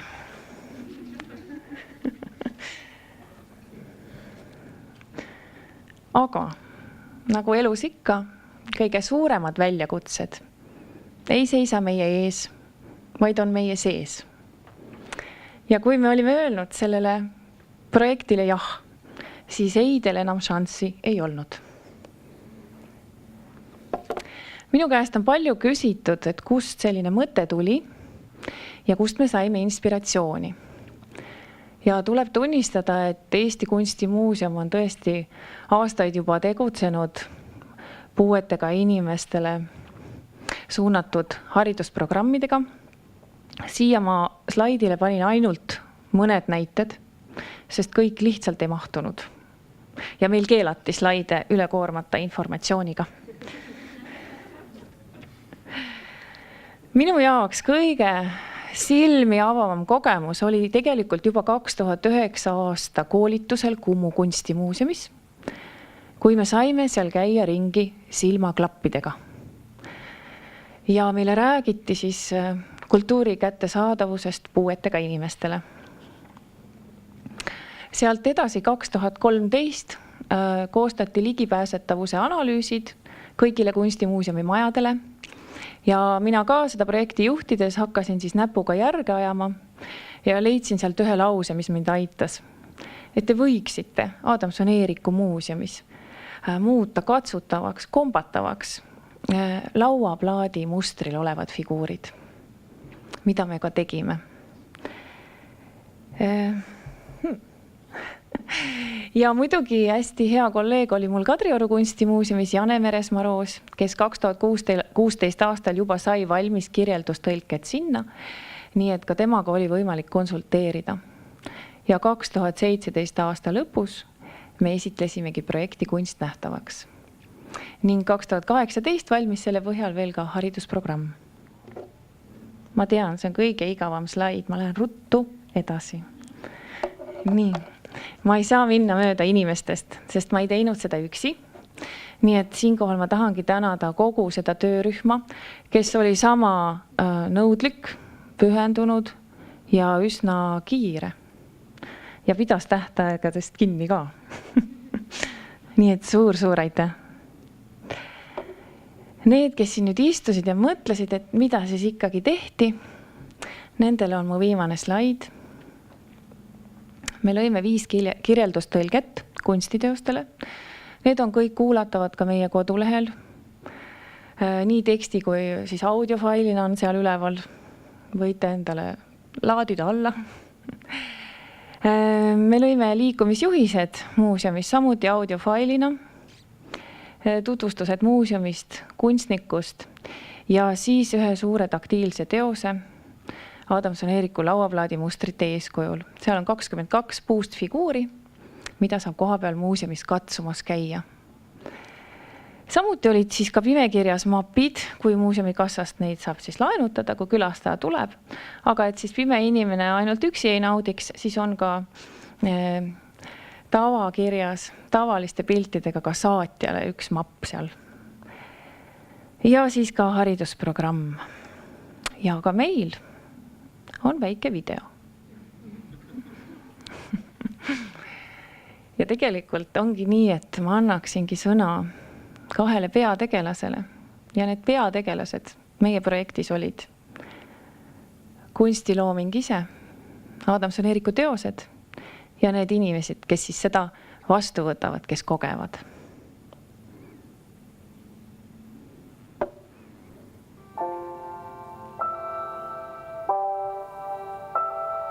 Kunst nähtavaks on suunatud pimedatele ja vaegnägijatest külastajatele Adamson-Eeriku muuseumi püsinäitusega tutvumiseks. See on olnud ettevõtmine kunstimuuseumis, kus samamoodi võimatu tuli muuta võimalikuks ja nähtamatu nähtavaks. Kunst nähtavaks, materjalid, muuseumi püsinäitusega tutvumiseks. Adamson-Eerik, viiul ja vest. Teos on enamjaolt maalitud vaos hoitud pruunides toonides. Sellel on kujutatud riide puhul rippuvat vesti ja vesti kõrval püstises asendis olevat viiulit. Viiuli kõlakasti vasakpoolses ülemises osas on erkoranž sinakas rohelise südamikuga päikeselaik. Oranž värv tõmbab tähelepanu viiulile. Tundub, nagu viiuldaja süda hõõguks selles kohas. Vertikaalselt üle viiuli on maalitud poogen. Esemed on maali keskel ja võtavad enda alla suurema osa pinnast. Vest on vasakul, viiul paremal. Alati ideedest tulvil ja sirgeldavale kunstnikule viitab ka harilik pliiats vestitaskus. Mulle endale tundus lõpuks, et ma nagu oleks ise olnud selle kunstniku ajal elanud, aga tundus nagu ma oleksin hingesugulane nende värvide põhjal. Mulle meeldivad endale värvid, ma armastan värve. Vaatamata sellele, et ma neid ise ei näe. Mulle meeldivad igasugused kollased ja punased ja oranžid ja see teeb meele rõõmsamaks, kui on värve.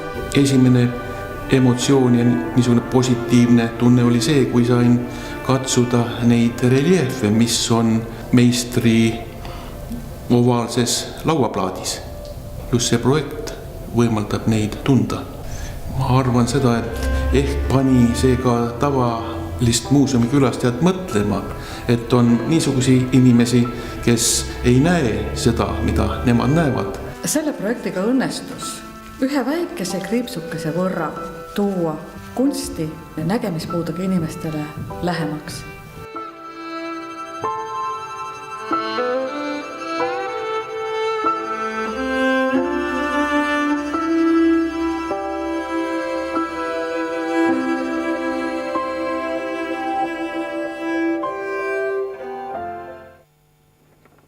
Aitäh!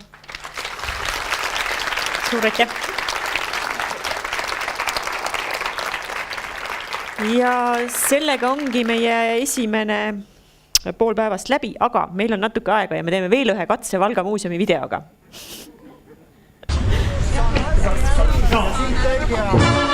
Astume ligi, Lunteri Allegri, 2 euro eest Rahvamuuseumist kogu päevaks!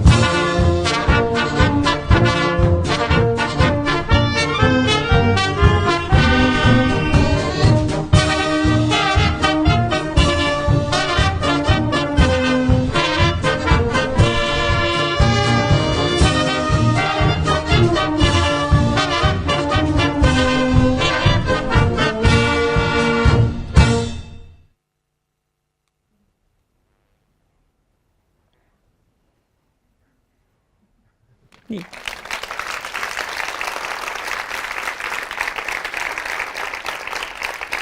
Selline tore lõpp siis meie esimesele poolele ja nüüd tuleb lõunapaus, mis serveeritakse siinsamas Filmimuuseumi kohvikus. Palun olla tagasi täpselt tunni aja pärast, see on siis 13:30. Aitäh!